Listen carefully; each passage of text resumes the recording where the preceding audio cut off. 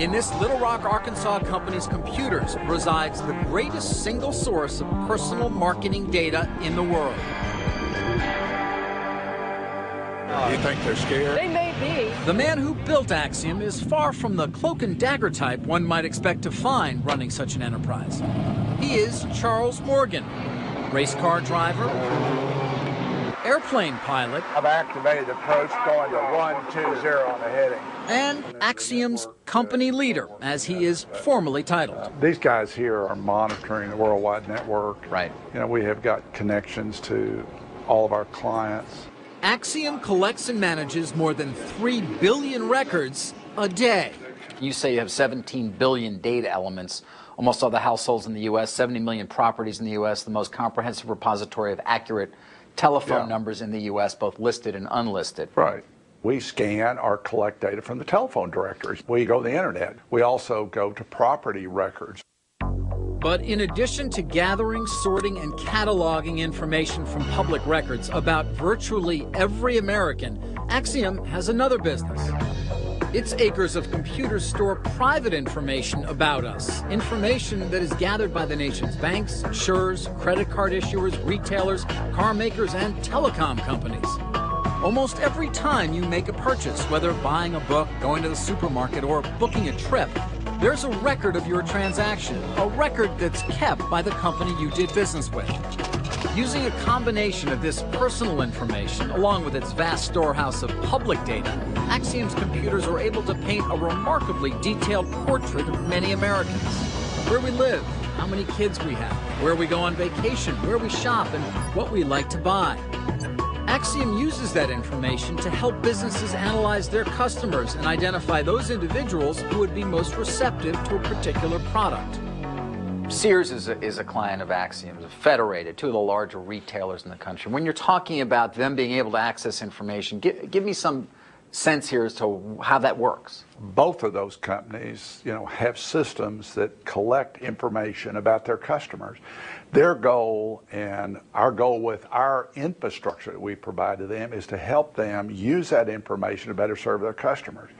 You know, we all want stuff that's relevant to us. Are they usually using only the data that they actually have that has been organized and analyzed in a fashion by Axiom that makes it more effective for them? Or are you also giving them other data? Well, we help supply them with, you know, other information to help them understand, you know, their customers better. Such as, I mean, what does that mean? We have a product called Personics that actually groups, if you will, the whole United States population into 70 different clusters. Clusters that are based on specific consumer behavior and demographic characteristics. If your income has gone up, or you've gotten married, or had a baby, Axiom knows. And therefore, so do businesses that can target their products to your particular life stage. While the wealth of information gathered by data mining companies is an important tool for businesses to drive sales, privacy advocates see risks. Is it an invasion of somebody's privacy? It's problematic for a number of reasons. People don't know who has what data about them, how this information is going to be used, the extent of the possible uses down the horizon. Will the government be able to get a hold of this information? Will the information be used for background checks, for employment? Do people have any say in saying, no, I don't want it used in this way? Well, do they? Currently, they don't have a lot of say because a lot of people don't know even who's gathering the data and even that they have it, let alone have the ability to exercise their right to say, hey, wait a second, I really don't like this. Well, I'd like to thank everybody for coming today and talk a little bit about the status of federal legislation as it relates to security breaches. Axiom is well aware of the thorny privacy issues involved with a company that deals with people's personal information. That's why it has Jennifer Barrett, one of the first privacy officers in corporate America. It's a position Barrett's held since 1991. The world was very different. You know, we didn't have the internet. We didn't have the kinds of information that we have today. But as the 90s moved into the new century, information became more critical to our clients and more information became available. How do you address those who start to say, wait a second, privacy? Come on, you've got all my information. That doesn't seem private. They need to look at it from a standpoint of why do we have that information and what it's used for.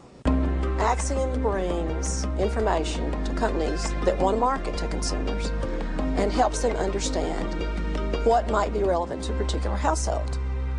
She really has it down. She knows how to explain what our company does and how to convince the public that it's not a big deal.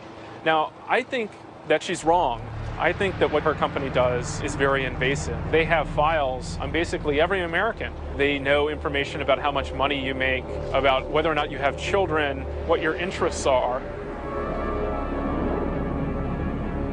After 9/11, it was the government that was interested in Axiom's information. The FBI issued a subpoena, and Vice President Cheney got personally involved. Cheney really asked for a briefing just to understand himself what the private sector could do to help with the problem. The Attorney General was involved, and several other people in the Department of Justice. Despite Morgan's contact with the Vice President and the FBI, Axiom's business with the federal government remains tiny. Not so its ever-growing mound of data. Yeah, it just goes on and on and on. You mentioned information is just exploding. I mean, this is not going to stop. It's only going to continue, Absolutely. Right? Absolutely. 20 years ago, it was too expensive to even store this data. Now, instead of storing 6 months of history, we store 6 years of history. In 2003, some of that data was hacked from one of Axiom's servers. The company now says it has one of the most secure networks in the world. But these days, the proliferation of information is so extensive that computer hackers don't need to break into highly secure databases in order to find valuable information.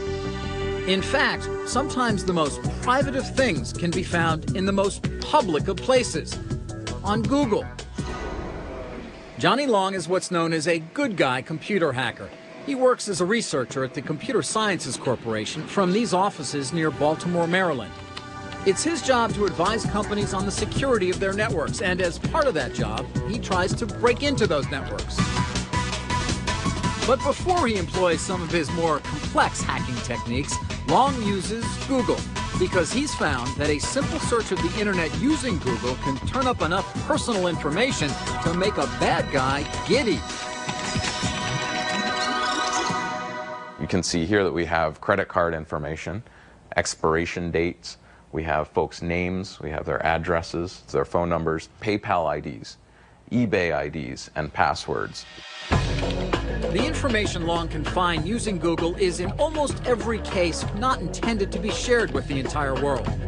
It normally results from people or organizations unwittingly putting sensitive information on the internet. Google's search technology doesn't differentiate between what is private and what's not, so if it's on the internet, Google is going to find it, keep it, and make it available to everybody else.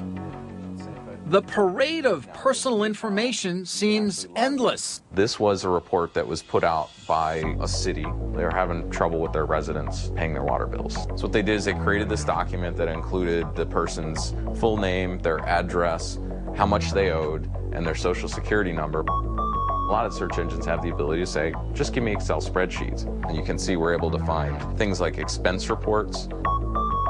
This was a search that we did for phone bills. Okay, so you have this person's name, you have their phone number, and you can see all of the charges. This is one that was pretty scary than actual Equifax credit report. So this lists somebody's entire credit history. This sort of searching is definitely something that's happening. It's part of the bigger identity theft picture. This is definitely something that the bad guys would do.